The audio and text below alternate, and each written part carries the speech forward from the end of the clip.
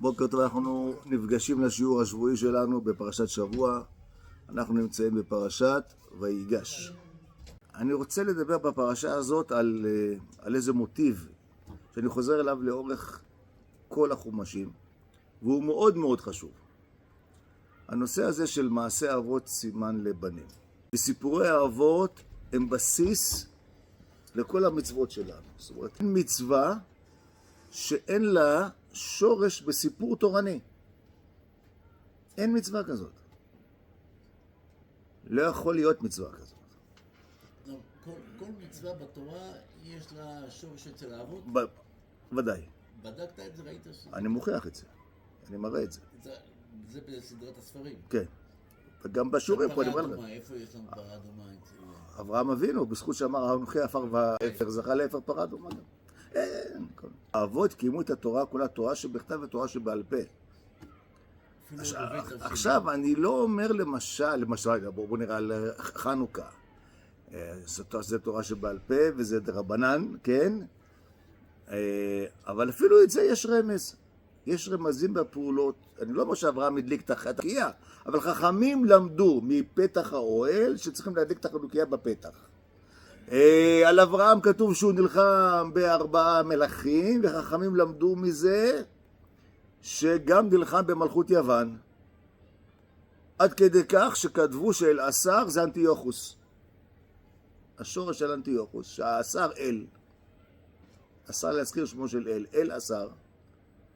וכתבו במפורש, זה אנטיוכוס. זאת אומרת, השורשים קיימים תמיד, בסדר? בכל אופן, בפרשה שלנו, בויגש, מי שמסתכל על כתרי תורה, על התגים שבתורה, אז ויגש היא מאותרת ב7 תגים. תספרו את התגים, בויגש יש 7 תגים. אני אגיד לכם איפה יש. תג אחד על היוד, 3 תגים על הגימל, סליחה, ו3 תגים על השין, סליחה. ויגש. התגים של כתרי תורה. כתרי תורה. ספרו ספר תורה, תגים. 7 תגים הללו מרמזות ל7 פעמים שבהם יהודה מכנה את יוסף, ולא יודעים, בשם אדוני. ונאמר אל אדוני יש לנו אב זקן, ונאמר אל אדוני לא יוכל הנער לעזוב, וכן הלאה וכן הלאה וכן הלאה. 7 פעמים הוא פונה אליו ואומר לו אדוני, אדוני, אדוני. אפשר לראות בזה רמז. עכשיו, 7 תגים הללו, ואם יש בזה רמז, אז מאיפה יהודה למד בכלל לפנות לשליט בשם אדוני? ולמה דווקא 7 פעמים? נכון? שאלה. התשובה, כמו שאמרתי לכם, מעשה אבות סימן לבנים. יעקב השתחווה לפני עשיו 7 פעמים, שנאמר והוא עובר לפניהם והשתחו ארצה 7 פעמים עד גשתו עד אחיו. ו7 פעמים יעקב קורא לעשיו בשם אדוני. 7 פעמים. ספרתי. 7 פעמים עשיו חוזר ואומר אדוני, אדוני, מעשה אבות סימן לבנים, 7 תגים, 7 פעמים, 7 השתחוויות. עד לפה רק פתחתי ואמרתי שמכאן יהודה למד דרך ארץ כיצד יש לפנות לשליט בעצמו. אדוני, להשתחוות, גינוני הטקס יהודה ידע, נכון? מאיפה למד? יעקב. עד לפה אנחנו בסדר? עכשיו באה השאלה. אם יהודה יודע את כל הטקס, ומבין את הכל, ואומר את הכל, והכל ברור, אז מה זה שהוא ניגש למשנה המלך, ואומר לו, ידבר נא עבדך באוזני אדוני? מאיפה הדבר הזה? מאיפה האומץ? איך? מה קרה שם? תראו, לפני שאני אפתח ואסביר לכם מה קרה שם, קודם כל, בואו נעשה מה שאנחנו כן יודעים ואנחנו לא תמיד מודעים אליו. אנחנו צריכים להבין. התורה מכנה את השליט של מצרים בשם יוסף. כי התורה ואנחנו, הקוראים, יודעים שמדובר ביוסף. נכון? לדוגמה, ונאמר אל אדוני יש לנו אב זקן וילד זקונים קטן, ואחיו מת ויוותר הוא לבדו. כן? מה שהאחים הבינו שהוא מת, שיוסף מת, נפטר. כן? וזה מה שהתורה מספרת. מה האחים הבינו? שאין יוסף. אנחנו הקוראים היום מבינים שיש פה דרמה ויש יוסף, והתורה מבינה שיש יוסף. יוסף מבין שיש את האחים, אבל האחים לא יודעים שמדובר ביוסף. אז בואו נראה, אני חוזר חזרה לשאלה, מה עם הכבוד הנימוסים וכו' וכו'. שימו לב, אצל אחשוורוש כתוב, אין לבוא לדבר אל המלך ללא רשות. כתוב, כל איש ואישה אשר יבוא אל המלך, אשר לא יקרא, אחת דתו להמית. לא הזמינו אותך, לא אמרת, הורגים אותך. ויש עוד כלל בסיסי, מעבר לדבר הזה, אסור לחלוק על המלך. מה שהמלך אומר קדוש, לא חולקים על דברי המלך. שני דברים, לא ניגשים בלא הזמנה ולא חולקים על דברי המלך. ועל שתי אלה יהודה עושה, עובר. גם ניגש בלי הזמנה, גם חלק על דברי המלך. מניין לו האומץ? מה הוא ראה? מה הוא עשה? מאיפה זה בא לו? בסדר? זאת השאלה, ועכשיו בואו ננסה לתת לזה תשובה. מבחינת גינוני הטקס, הוא דואג לכבוד המלכות יהודה. למה הוא דואג? כי הוא מדבר לתוך אוזנו של השליט. ידבר נא באוזניה, שאף אחד לא ישמע, שהמלך חד ושלום לא ייפגע ממה שאני אומר. אין לי מטרה לפגוע, להשפיל את המלך. אני בא לדבר איתך, מה שנקרא שיחה צפופה בתוך האוזן. שאלה מה הוא לחש? מה לחש יהודה לשליט מצרים? אני בכוונה לא אומר יוסף, אני אומר שליט מצרים כי זה מה שיהודה מבין. זה מה שהוא קולט. מה לחש יהודה לשליט מצרים? יהודה אומר, אנחנו אלה שהעברנו לך את המידע, ויאמרו 12 עבדיך, אחים אנחנו, בני איש אחד בארץ כנען, והנה הקטון את אבינו היום והאחד איננו. זאת אומרת, הם, כן, הם אומרים. הם מספרים לו את האינפורמציה הזאת, הוא לא ידע. אנחנו גילינו לך את זה, אז איך אתה מאשים אותנו בריגול? איך אתה שופט אותנו? אנחנו באנו וגילינו לך מהרצון שלנו. הוא שאל, מאיפה אתם מהמומי? אבל הם סיפרו לו. הם נדבו לו את כל האינפורמציה הזו. יהודה שם לב שהוא שואל אותם, ויאמר השלום אביכם הזקן אשר אמרתם עודנו חי, מהשאלה של יוסף במעמד הזה, יהודה מבין דבר אחד. למה אתה שואל אותנו את השאלה הזאת? הרי אנחנו במצרים. מאיפה אנחנו יודעים מה קורה עכשיו אצל אבא שלנו? אם היינו בארץ ישראל, שאל אותנו. אנחנו במצרים, אנחנו פה תקועים, אנחנו יודעים מה קורה שם? אנחנו לא יודעים. אבל מהשאלה שהוא שואל, יהודה מבין דבר אחד. שיוסף הזה, השליט הזה, מוגבל בכל מה שקשור לידע שלו. חסר לו מידע, חסר לו ידע. הוא לא יודע. והדבר הזה עוד יותר תמוה, למה? כי השליט, קרי יוסף, כבר התפאר בפניהם ואמר להם לפני כן, שיש לו כוח לראות כל דבר שהוא נסתר. איפה זה כתוב? כתוב על הגביע. והוא נחש ינחש בו הראותם אשר עשיתם, ככה נאמר. אז אם יש לך את הגביע ואתה יודע לראות את הכל, מה אתה שואל אותנו שאלות? לך לגביע, תסתכל בפנים, תגיד מה קורה. עכשיו, כל זה זה שיח פנימי של יהודה אצלו, שהוא מבין מהשאלות של השליט הזה, הוא מבין שמשהו שם לא ברור. מכאן, רק מפה, מהדבר הזה, יהודה תופס אומץ וניגש למלך, שאנחנו יודעים שמדובר ביוסף, ניגש אליו ואומר לו, אדוני שאל את עבדיו לאמור, יש לכם אב או אח? ושימו לב, את הפסוק הזה אני קורא בסימן שאלה. לא בסימן קריאה. אדוני, אתה שאלת אותנו אם יש לנו אב או אח? מה קורה? אתה לא יודע לראות בכוס שלך, בגביע? ואז מתחיל פה הזעזוע. פה מתחילה הדרמה. זה מה שלחש יהודה באוזנו של יוסף, שזה השליט. ואז מתחיל בעצם הוויכוח הגדול. כשהוא עולה עליו, כשהוא שואל אותו, והוא מבין שמשהו פה לא ברור, זה מה שקורה, זה גורם ליוסף להבין שהוא נחשף. עלו עליי, גילו אותי. ניסיתי, עליתם עליי. ואז מה קורה?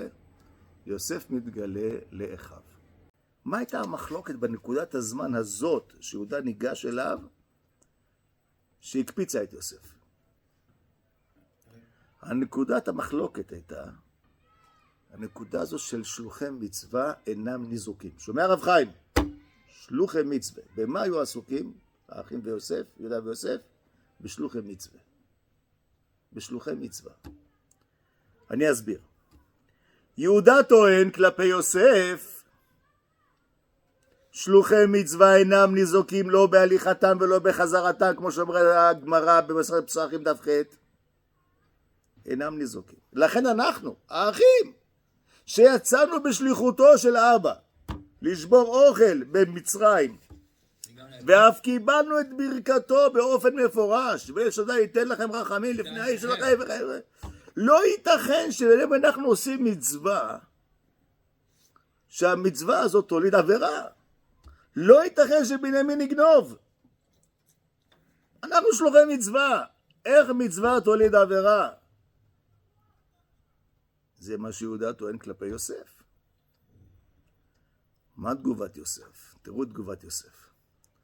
תגובת יוסף, קודם כל הוציאו כל איש מעליי. למה? יוסף רוצה להתגלות לאחים ולהחזיר ליהודה ולאחים באותו מטבע, אבל הוא לא רוצה לבייש אותם לפני הגויים. צאו כולם. תראו איזה כבוד, איך הוא שמר על הכבוד שלהם. תראו איך יוסף שומר על כבוד המשפחה, למרות כל מה שעשו לו. צאו כולם. כן?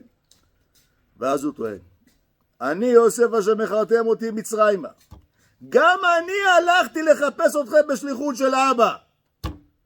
גם אני הייתי שלוח מצווה, וקיימתי מצוות כיבוד האב.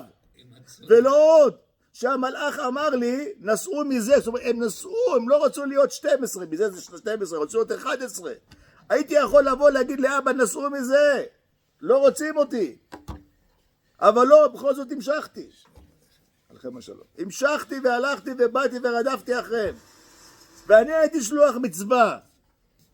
אז איך יכול להיות שמכרתם אותי למצרים?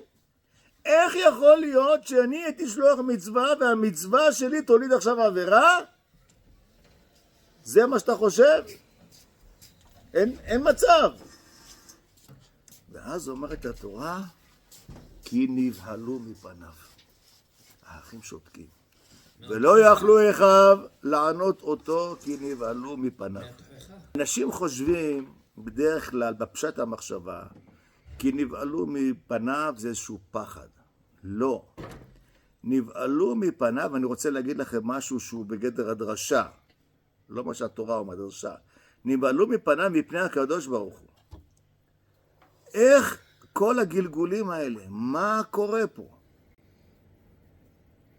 אנחנו ענינו לו, אנחנו שלוחי מצווה. והוא מחזיר לנו, גם אני הייתי שלוח מצווה.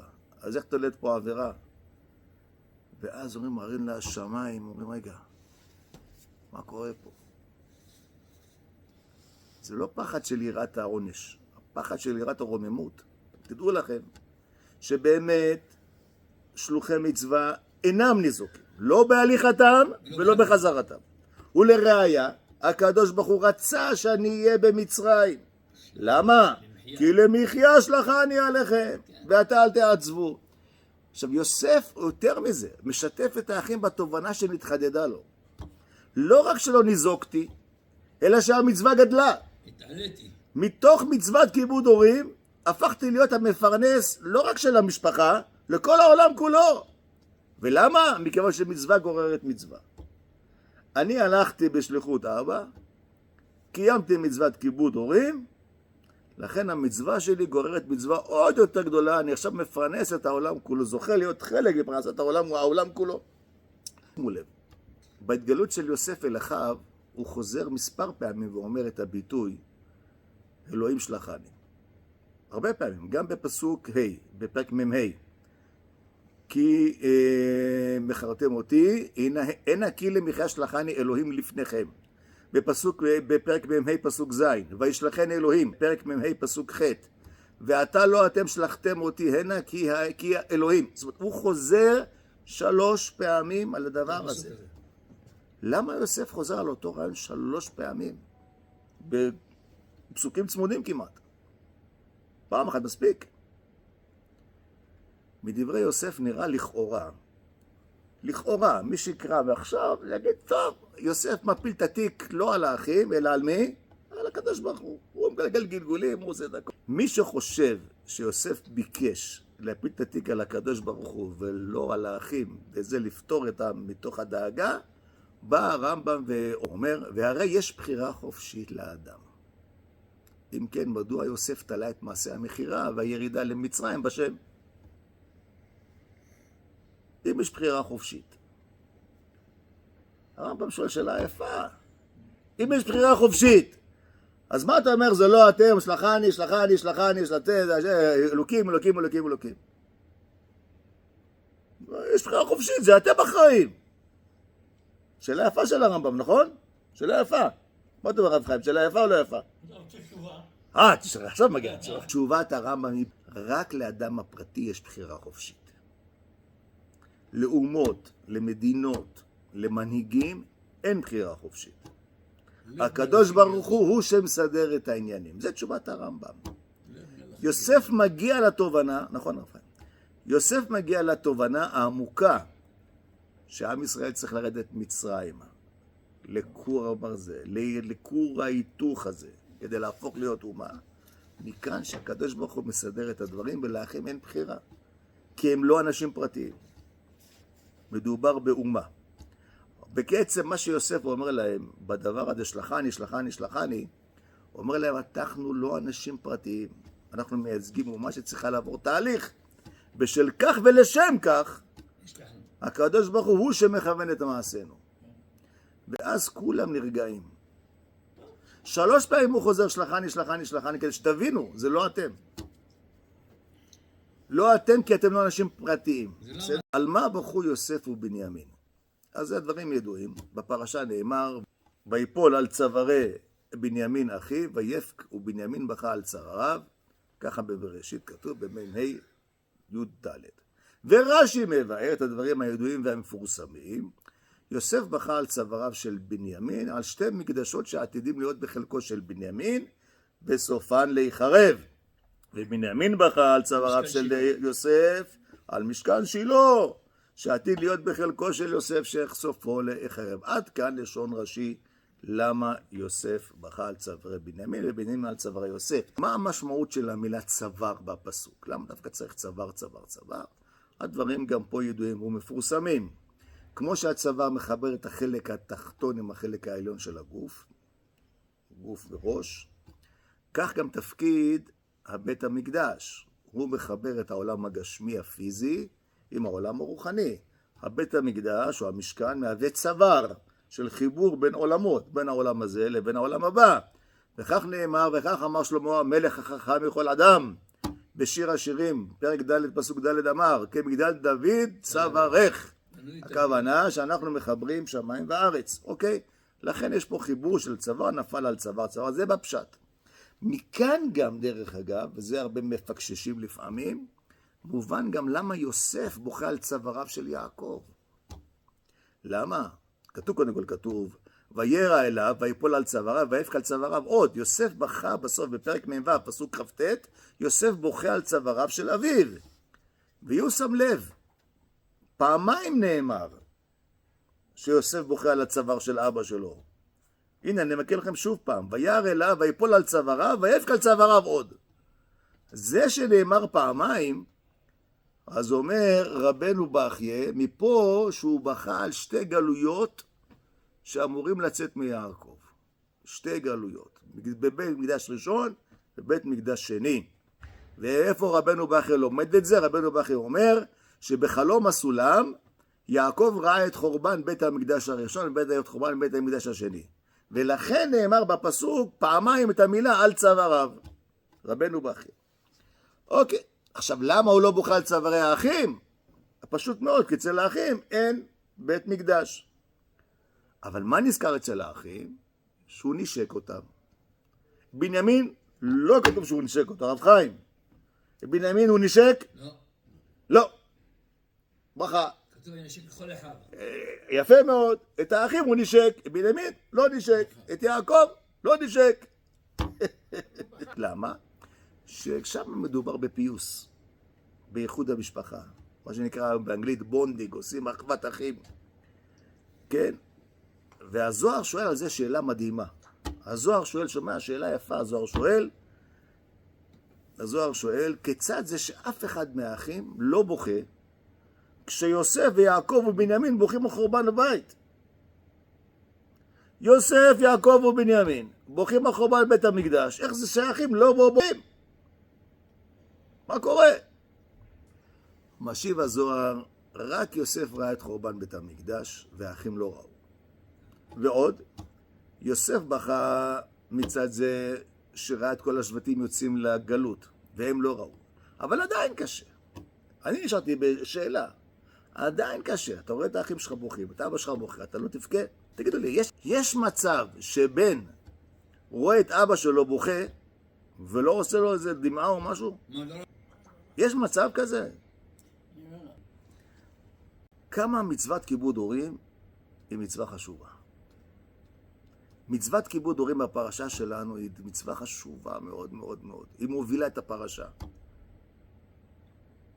בפרשה נאמר, ויאסוף יוסף את מרכבתו.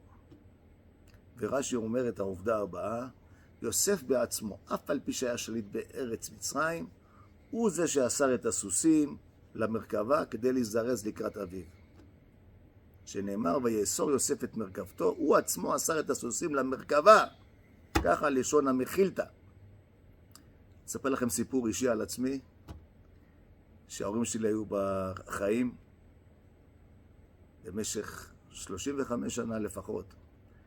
כשהייתי מגיע להורים בתל אביב, קבוע, אין מצב שאני מגיע להורים לפני שאני נכנס למכון שטיפה, שוטף את האוטו פיקס, כמו לפסח. הייתי נוסע להביא את אבא או את אמא, או לבקר את אבא או את אמא, קבוע, שוטף את האוטו, מה זה נוצץ? חבל לכם על הזמן. ואז אני זוכר את ההורים נכנסים, אם זה אבא, אם זה אמא, תלוי מתי כל אחד. איזה אוטו נקי, איזה כיף. הבן הגדול אז שאל אותי, אבא, מה כל מאיפה הבאת אתה? תביאו אותה, מה, אתה צריך לתקל, לעשות, לחפש בחודש שטיפה, אתה פתוח, אמרתי לו, זה מדאורייתא. כתוב במפורש. זה מדאורייתא, מצווה מדאורייתא. נקות את האוטו לפני שמביאים את אבא או את אמא. כתוב! ויאסור יוסף. כתוב, הנה, מצווה. גם תוכחת יוסף את יהודה נובעת מתוך הרצון לכבד הורים. לפי מדרש רבה, תוכחת יוסף את יהודה, יש בה מוטיב חזק ומרכזי של רצון לכבד הורים. למה לא כיבדת את אבא? מה אומר המדרש? וזה לשון המדרש. אדוני שאל את עבדיו לאמור, אמר לו יהודה, מתחילה באת עלינו בעלילה. כמה מדינות ירדו למצרים לשבור אוכל, ולא שאלת אחד מהם כמו ששאלת אותנו. שמא ביתך באנו לקחת? או סבור אתה לישא את אחותנו? כאילו מה כל החקירות? אף על פי כן, לא כיסינו ממך, אמרנו לך הכל. אמר לו יוסף, רואה אני שפטפטת, אתה מפטפטת, יש לך הרבה אחים שפטפטים כמוך. אמר לו יהודה, כל זאת שאתה רואה, כי אני ערבתי לו. אני פה ערב, לכן אני מתערב, שמת... אמר לו, יוסף אומר לו, שימו לב, מפני מה לא עשית כן לאחיך שמכרת אותו לישמעאלים ב-20 כסף, וציערת את אביך הזקן ואמרת לו תרוב תורף יוסף? אומרים, אם אתה כזה פטפטן ואתה ערב את הזה, איפה היית כשמכרו את אחיך? למה אז לא התערבת? ונוסף אומר לו, וציערת את אביך הזקן. ואמרת לו טורף טורף יוסף. זאת אומרת, מה שמפריע ליוסף זה איך ציירתם את אבא. איך היה לכם לב לצייר את אבא? זה מה שהמדרש בא ללמד אותנו. איך היה לכם לב לצייר את אבא? תמיד המילה האחרונה היא זו שקובעת את מהלך המדרש. טוב, מכרתם אותי, לא מכרתם אותי, התערבת, לא התערבת, פטפטן או לא פטפטן, זה בסדר. אבל מה באמת יושב ליוסף? מה המילים האחרונות של המדרש? וציירת את אביך הזקן ואמרת לו טורף טורף יוסף. איך ציירת את אבא? איך היה לך לב לצייר את אבא? מילא, אני לא באתי לך טוב בעין, בסדר. אבל אבא, מה הוא אשם? נמצאנו למדים מכל הסיפור הזה, שמצוות כיבוד הורים מהווה מניע מרכזי להתנהלות בין האחים לבין יוסף. זו מצווה חשובה מאוד מאוד מאוד. אני עובר עכשיו לנושא אחר, בתוך הפרשה, נושא של מה שאני קראתי לו גילוי המרכבה. יש בזה פשט ודרש. בפרשה נאמר, בבראשית מ"ה, פסוק כ"ז, וירא את העגלות אשר שלח יוסף לשאת אותו, ותחי רוח יעקב אביהם. שאלה, מה הסיבה שנאמר ותחי רוח יעקב? בפשט, התשובה בפשט, אני חוזר חזרה למה שפתחתי את הפרשה, מעשה אבות סימן לבנים. טוב, שמח שהמסורת עוברת. מאיפה אני יודע את זה? מדרש בתנחומא כותב, נזכר יעקב באיזה פרק פרש ממנו ואמר בין ליבו, יודע אני שבפרק עגלה ערופה פרש יוסף ממני. כיוון שראה יעקב את העגלות, מיד ותחי רוח יעקב אביהם ללמדך, שבכל מקום שהיה הולך היה עוסק בתורה כשם שעשו אבותיו. קצת יש עניין הזה של המסורת, שהמסורת עוברת הלאה, יעקב מבין שיש מורשת, יש המשך של הדורות, מחיה את נשמתו, מחיה את נפשו. זה דבר אחד. דבר יותר פנימי, שקשור לזה אומנם, ההופעה של יוסף על המרכבה מהווה עבור יעקב התגלות. הוא רואה שהמרכבה הרוחנית עברה ליוסף. כעת יוסף עצמו הוא מרכבה. אני רוצה לומר, הגילוי האלוהי עכשיו יעבור דרך מי? דרך יוסף. יש את המרכבה בקבלה, שזה האבות הקדושים. יוסף לא מופיע שם. אבל בפשט, בארץ, בהמשך של השושלת, של הדורות, מי ינהיג, מי יביא, מי יעשה, עכשיו זה עובר דרך יוסף. מה הטעם שיוסף נותן לבנימין 5 חליפות ו300 כסף? איך יכול להיות? בפרשה נאמר, לכולם נתן לאיש חליפות, עצמו בן דן 300 כסף. למה? ועוד הוא אומר להם, אל תרגזו בדרך. איך הוא סבל מאפליה? בזה קרה כל מה שקרה, כל הסיפור הזה קורה. עכשיו, רק רגע, הוא לוקח אותם, מצ'פר אח אחד, נותן לו 5 חליפות, 300 כסף, ואומר להם, אל תרגזו בדרך. וואלה, זה. אז האגרה כותב על זה משהו יפה. הוא מסתכל על הכתובים בתוך בצורת הכתיבה, והוא אומר ששווי חליפה אחת של האחים הייתה בערך של 5 חליפות של בנימין. למה? איך האגרה מבין את זה? האגרה כותב שאצל האחים כתוב חליפות עם וו, ואצל בנימין כתוב חליפות בלי וו. אז הוא אומר, השווי של החליפות של האחים היו יותר זה, אז ככה שאין מה להשוות, זה בסדר גמור, נתן לו יותר, אבל באיכות זה לא היה כמו של האחים. האגרה מדייק מהאותיות. ועוד נאמר, ולבנימין הייתה 300 כסף, אז מה יעשה עם 300 כסף? אז פה אתה לא יכול לזייף, נתן לא נתן, לא? פה אין שווי. זה לא, פה כסף על השולחן. הוא קיבל ואלה לא. אז מה יעשה הגר"א בדבר הזה? אז הוא אומר שהכסף שבנימין קיבל, הוא אומר, כנס על מכירת עבד עברי 30 כסף. ומכיוון שבמחירה היו 10 אחים, כמה זה יוצא? 300 כסף. נתן לו 300 כסף, אבל מה שמגיע עליו מחירה. נגמר העניין. סידר את זה. קריאת שמע. כתוב, ויאסור יוסף את מרכבתו, ויעל לקראת ישראל אביו גושנה, וירא אליו ויפול על צוואריו, ויבכה על צוואריו עוד. ורש"י מציין שיעקב לא בכה. למה יעקב לא בכה? רש"י אומר שאמרו רבותינו שהיה קורא את שמע. הפסוק הזה הוא קשה. הוא קשה, הוא מעניין, הוא מרתק. בואו תשמעו דברים. דברי רש"י מעוררים מספר שאלות לגבי קריאת שמע. אם יעקב קרא קריאת שמע, אם הגיע הזמן קריאת שמע, למה שיוסף לא קרא קריאת שמע? רק יעקב קורא קריאת שמע. למה שיוסף לא יקרא קריאת שמע גם? ורגע, שאלה ראשונה. תכף אני אשיב דבר דבור על אופניו, רגע. דבר דבור על אופניו. ושאלה שנייה, איך יעקב קרא בכלל קריאת שמע? שימו לב, זה לא מסתדר. לא מסתדר עם הסדר הכרונולוגי של התורה.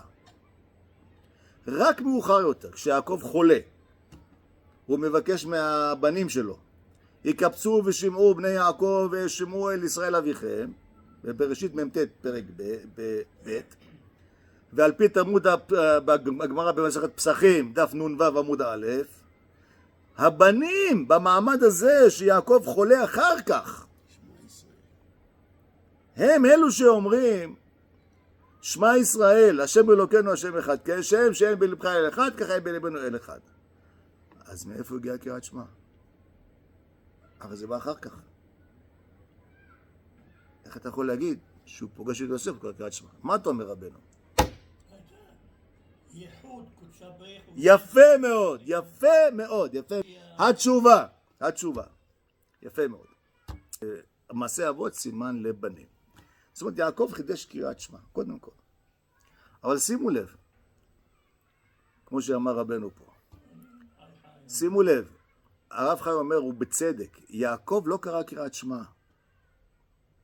הוא לא אמר שמע ישראל. הוא ישראל. הוא לא אמר שמע ישראל. הדעת נותנת שהוא לא יגיד את זה, אני שומע את עצמי? לא. מה הדעת נותנת? הדעת נותנת, הוא אמר, השם אלוקינו השם אחד. קיבל עול מלכות שמיים.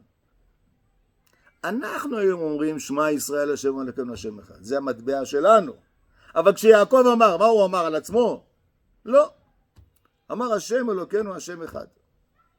קיבל על עצמו עול מלכות שמיים. בסדר. אחר כך ממילא זה מסתדר, כשהוא חולה, והאחים והבנים יושבים סביבו, אז הם מדברים אליו, אז הם אומרים לו, שמע ישראל, השם אלוקינו, השם אחד. כשם שאין בלבך אל אחד, כמו שאתה קיבלת עוד מלכות שמיים, וכשפגשת את יוסף ואמרת, השם אלוקינו, השם אחד, כך אין בלבנו אל אחד. בסדר? מבחינת עכשיו, אני רוצה להגיע לדבר עוד יותר מעניין. מתי קוראים קריאת שמע? קריאת שמע תמיד נאמרת במעברים בין עולמות. הרב חי תשמע חידוש מעניין. בין עולמות, ואני אסביר. בפשט, במעבר מהיום אל הלילה ומהלילה אל היום, תפילת שחרית, ערבית, אנחנו קוראים קריאת שמע. אני מתקדם ברבדים. רגע, מיד. כשמגיח ילד לאוויר העולם, בוא נתחיל מהדברים הטובים, הרב חיים. קוראים, הכל טוב, צודק.